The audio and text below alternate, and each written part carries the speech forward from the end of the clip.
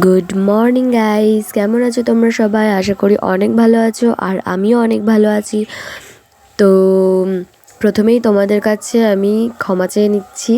I am very sorry কি আমি video দিতে অনেকটা লেট করে ফেলেছি। কারণ হচ্ছে আমি ঝাড়খণ্ড থেকে ঘুরে আসার পরে প্রচণ্ড পরিমাণে শরীর খারাপ আমার দুই পুচু সোনার মায়ের, মানে যারা যারা গেছিলাম আর কি ঠান্ডাতে।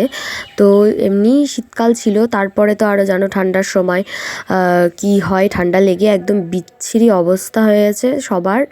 তো এই কয়দিন জ্বর সর্দি কাশি ভীষণ খারাপ অবস্থা ছিল সবার, তার জন্য আর আমার পুচু সোনা দুটোরও খুবই কিন্তু শরীর খারাপ ছিল, তার জন্য আমি ভিডিও দিতে পারিনি। তো তোমরা প্লিজ অ্যাডজাস্ট করে নিও। আর তাহলে চলো ভিডিওটা স্টার্ট করা যাক। তো দেখতেই পেলে যে আমরা কিন্তু সবাই গাড়িতে উঠে পড়েছি। তো উঠে পড়ে দেন দেখো আমার পুচু সোনা কিন্তু খেয়ে দিয়ে ঘুমিয়েও গেছে গাড়ির ভেতরে, আর আমি ল্যাদ খেতে খেতে যাচ্ছি, যেহেতু কোনো কাজ পাচ্ছি না। তো ভিডিও করতে করতে যাচ্ছি আর বোর হয়ে যাচ্ছি, কারণ একই সিটের উপরে প্রায় 3 ঘন্টা আমাদের বসে থাকতে হয়েছে। আমি তো বিরক্ত হচ্ছি, সাথে আমার পুচু সোনা দুটোও বিরক্ত হয়ে যাচ্ছে, কিন্তু কিছু করার নেই, যেতে হবে। তো চলো দেখো আমাকে পুরো একদম মানে পাগলির মতো লাগছে, আর তো চুলটুল পুরো একদম গুলিয়ে গেছে। তো আমি আমার চুলটুলগুলো একটু ঠিক করে নিলাম। আর দেখতে পাচ্ছ এখানে কিন্তু আমরা খানিকটা দাঁড়িয়ে আছি, কারণ এখানে হচ্ছে গেট পড়েছিল। তো আর প্রচণ্ড জ্যাম ছিল রাস্তায়, যার জন্য আমাদের 3 ঘন্টা জায়গায় 3.5 ঘন্টা লেগে গেছিলো স্টেশনে পৌঁছতে। বাইরে বাইরে তোমাদের একটা কথা বলতে ভুলেই গেছি, আমরা কিন্তু চিতপুর স্টেশন থেকে আমাদের ট্রেনটা ধরবো। আর আমাদের ট্রেন ছিল হচ্ছে 11:45-এ।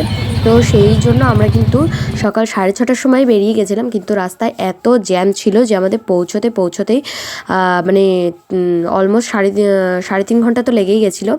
তো রাস্তায় যেতে যেতে সামনে এয়ারপোর্ট, তো তোমরা দেখতে পাবে যে দেখো ওখান থেকে প্লেন দেখা যাচ্ছে।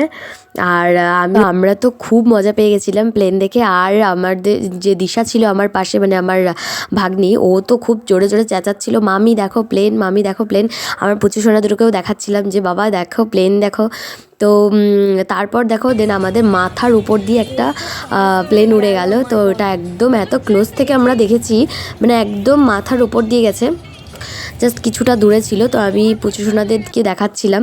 আর তারপরে তো আমি অনেকটা ক্যাপচার করতে ভুলেই গেছি ভিডিও, কারণ ট্রেনে ওঠা তাড়া ছিল, তারপর সিট দেখা, জায়গা ঠিক করে বসতে বসতে আমি ভুলে গেছি ভিডিও করার কথা। তারপর আমরা উঠলাম ট্রেনে, তো দেখতেই পেলে গাইজ আমরা ট্রেনে উঠে গেছি, দেখতেই পাচ্ছ। এই দেখো আমার দুই পুচকু।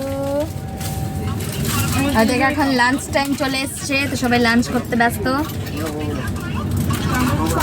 তো চলো লাঞ্চ করে নিই, তারপর তোমাদের সাথে দেখা করছি। ফাইনালি আমরা লাঞ্চ করে কিন্তু বসে পড়েছি।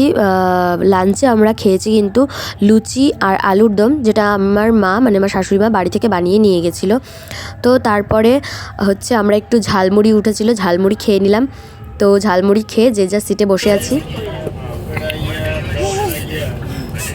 গাইজ আমার একটা মেয়ে কিন্তু উপরে ঘুমোচ্ছে বাঙ্কের উপরে, আর একজন এখানে কিন্তু বদমাইশি করছে, উঠে গেছে ঘুম থেকে। ওকে ঘুম পাড়িয়েছিলাম, ও একটুখানি ঘুমালো।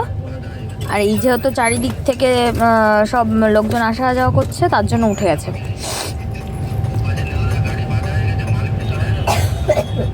তো আমাদের এখন বাজে হচ্ছে 2:17, আর আমাদেরকে নামাবে হচ্ছে মানে সামথিং 5টা কি 6টার সময় নামিয়ে দেবে।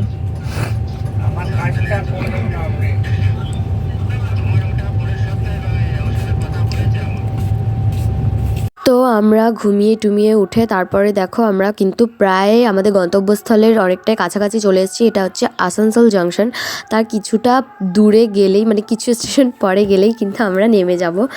তো এখানে আমার পুচু সোনা খুবই দুষ্টুমি করছে, ও কান্নাও করছে, কারণ অনেকটা টাইম হয়ে গেছে, প্রায় 8 ঘন্টা হয়ে গেছে আমরা হচ্ছে একই জায়গায় বসে আছি। তো ট্রেনের ভিতরে এত লোকজন, মানে ওরা ঠিক পছন্দ করছিল না। তো চলো আমরা বাড়িতে পৌঁছাই, বাকি ভিডিও তোমাদের সাথে বাড়িতে গিয়েই দেখা হবে, কারণ এখান থেকে নামার পরে অনেকটা জার্নি আছে। তো আজকের জন্য ভিডিও এইটুকু, সবাই ভালো থেকো, সুস্থ থেকো।